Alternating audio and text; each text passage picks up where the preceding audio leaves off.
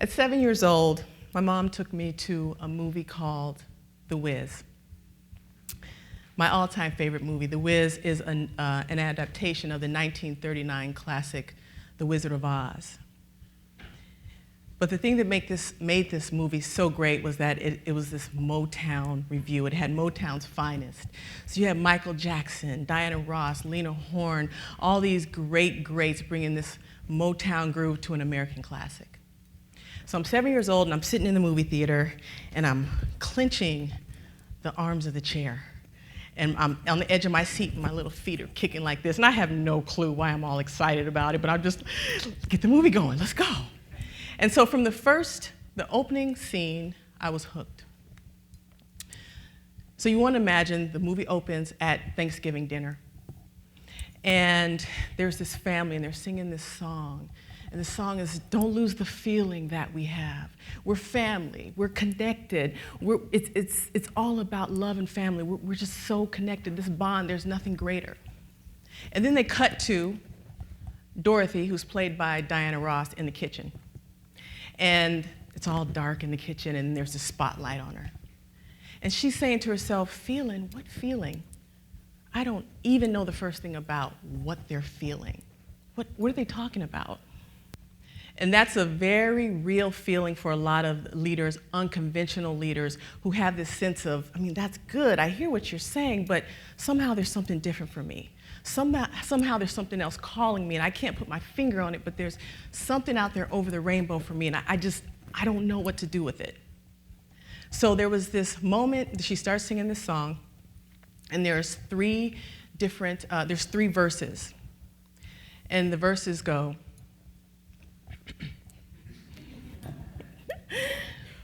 what am I afraid of?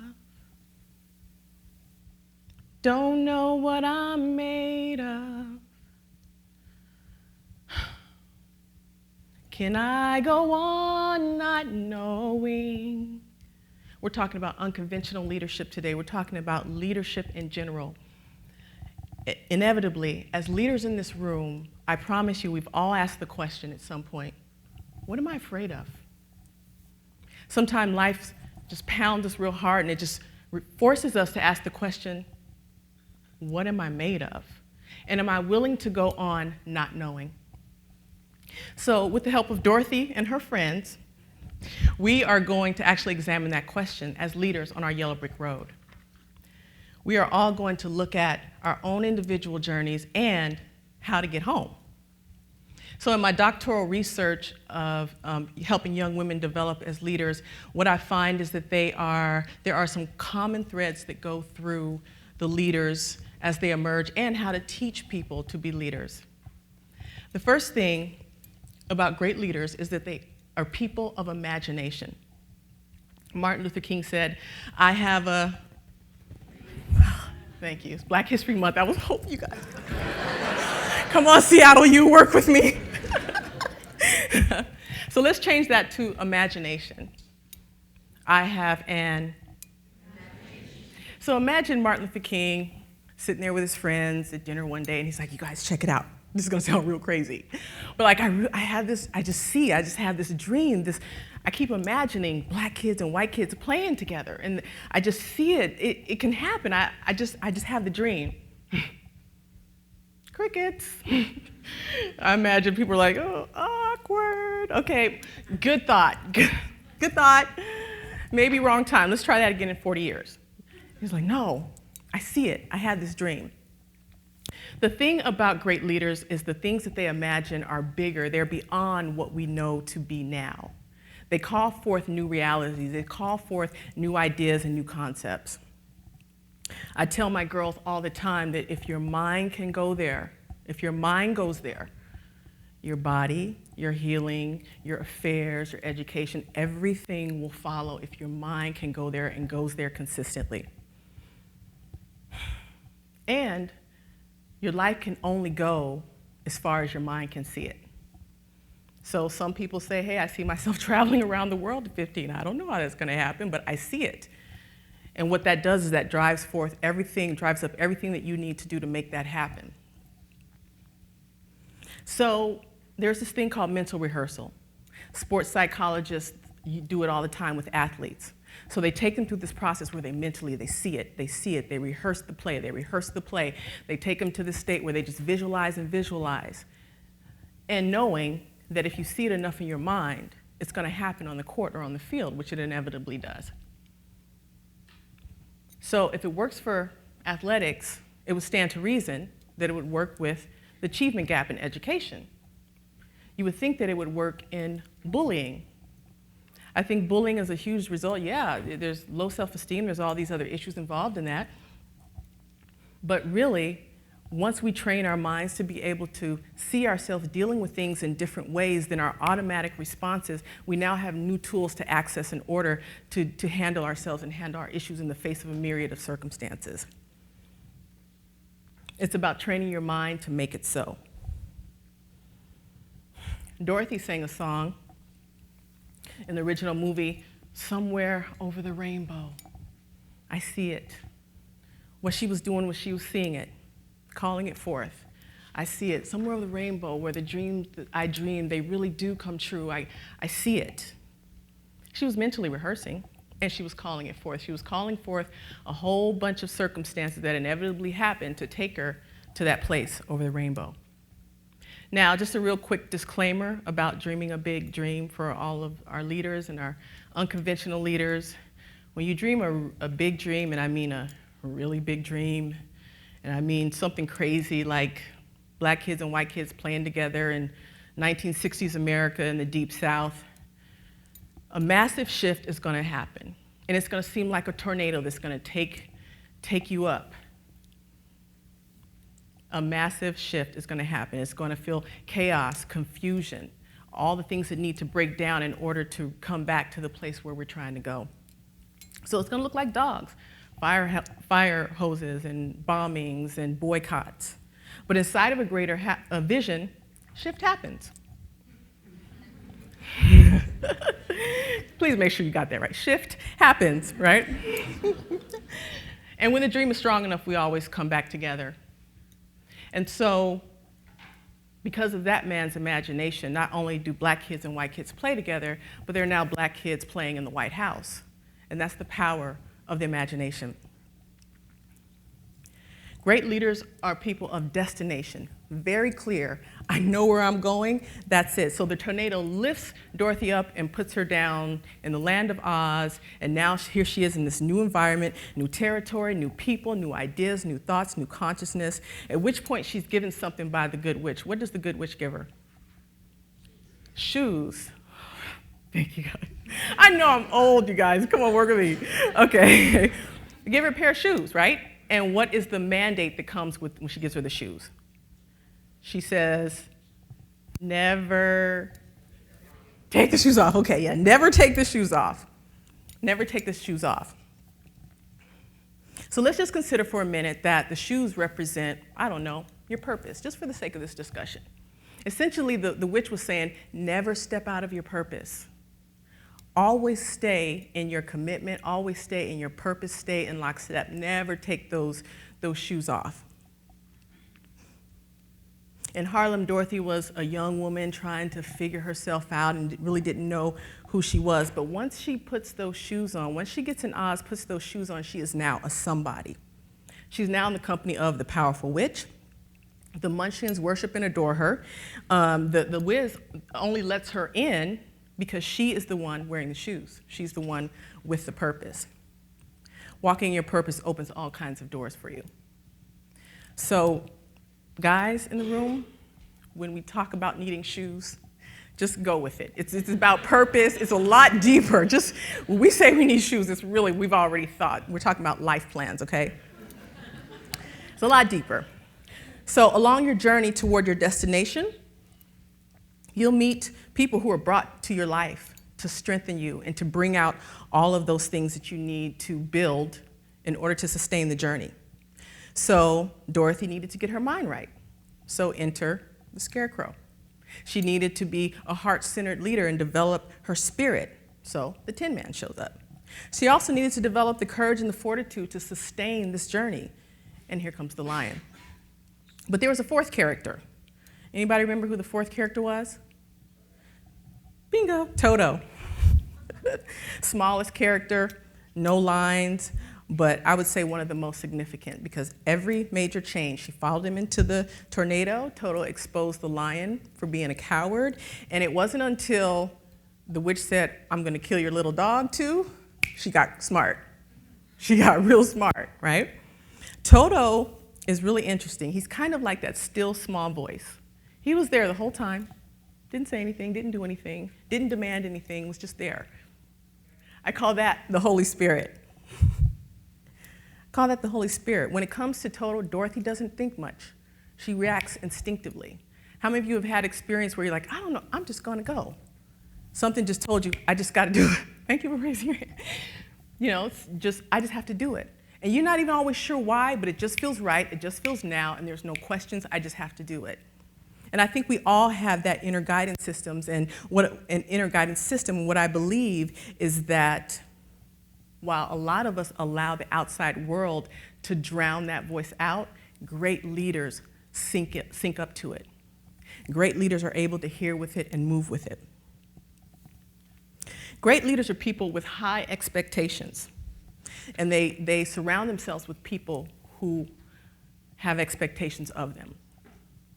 So in 2008, there was a study done to assess why some schools perform better than others. And so all these researchers came together and they did this study. It was huge. There was 303 schools. And this study involved over 3,700 teachers, 157 superintendents, middle schools, high schools, charter schools, middle class, lower class, a wide range of ethnic diversity, and the list goes on. After all was said and done, they found that the common thread that connected all the schools that performed well was clear expectations and high expectations of the students that went from the superintendent all the way down to the janitor in every school. Everybody was aligned on the expectations, and they had very high expectations. That's why the coaching industry is so huge. How do you perform when nobody's looking? How do you perform when nobody's kind of pushing you along and giving you that extra support to say, I believe in you, I see you, I witness you, and I expect you to do what you said you would do? Dorothy certainly demonstrated her expectations every time they hit the yellow brick road. Every time they got on the yellow brick road, what did they say? We're off to see the wizard. That's what they were doing. They were off to see the wizard. They made it very clear. So if there's nothing else that you hear today, please hear what I'm about to say. Every leader gets tired. Every leader gets to that moment where they're like, black kids and white kids will never pull out a bad idea. You know, this is not gonna happen. And I've gone too far, I can't, you know, I can only go deeper, or what do I do? There comes that moment. The key in those moments is to surround yourself with those who affirm and remind you of your song. So instead of changing your song to how you feel, you have to get your feelings up and keep your song the same. And we see it all the time. We start out, we're off to see the wizard. We start a new project, new quarter in school. This is me every quarter. I got my books. In the first 2 or 3 classes, I got my books. I'm all organized. I'm like, this is the quarter. And by week 6, I'm just dragging my books to class. I'm barely holding on, right? So you have to keep your song consistent. So when we get tired, you don't change your song to, I plan to see the wizard. That's right, okay, I plan to see the wonderful Wizard of Oz, yeah. And then life happens, you get a little tired, and then there's just this, I hope to see the wizard. I'm starting to look like a fool, you know? You start to feel like a fool for what it is that you believe in. I don't know if how many of you are like me that, you know, have great ideas and you jump in and you tell everybody and then stuff doesn't happen. And then you're going, yeah, I'm gonna do it. I'm gonna do it. Yeah, right? And so what I would assert though is that when you are in those moments where you feel like you're looking like a fool, you're just surrounded by the wrong people.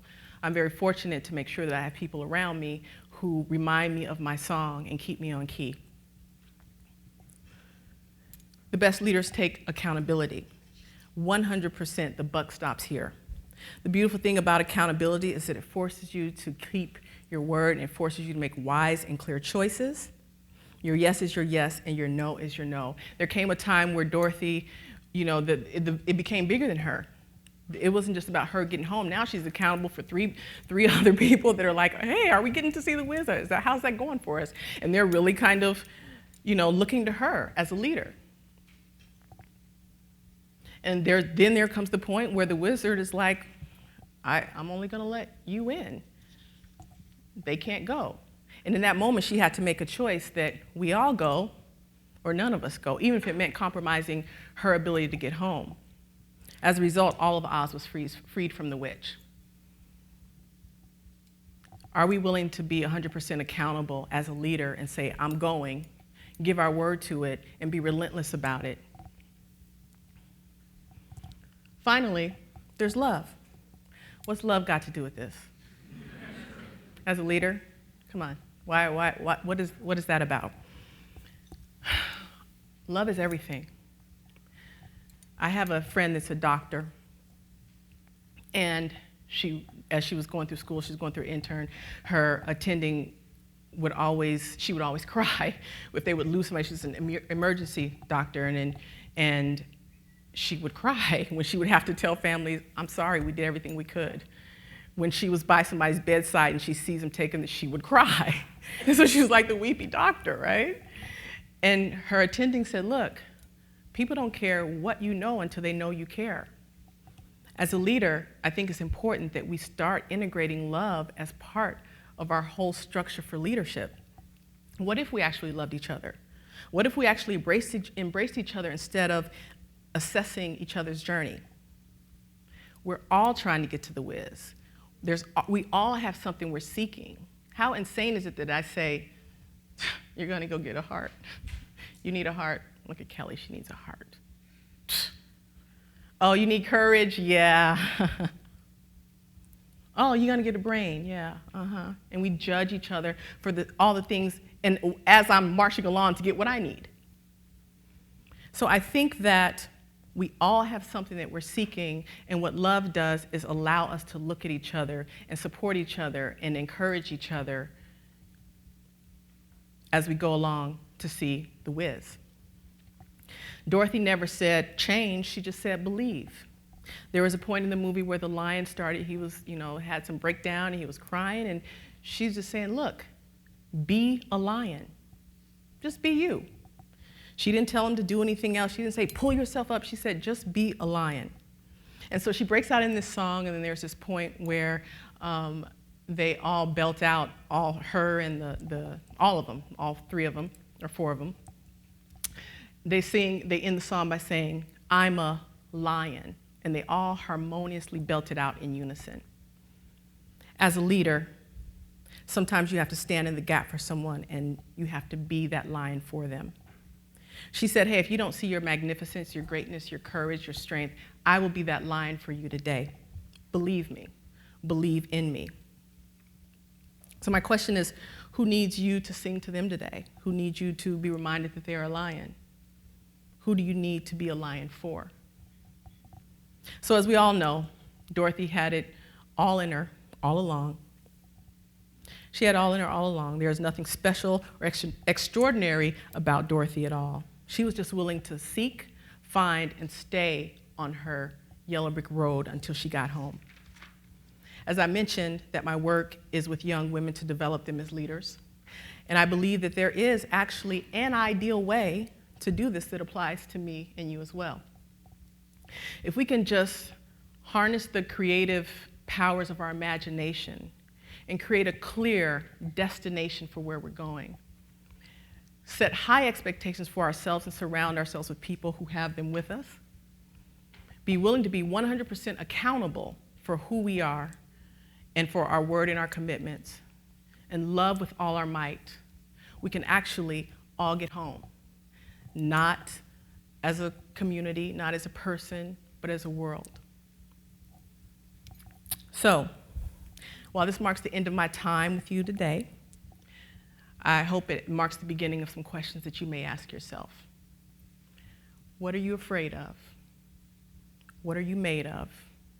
And are you willing to go on not knowing? Thank you.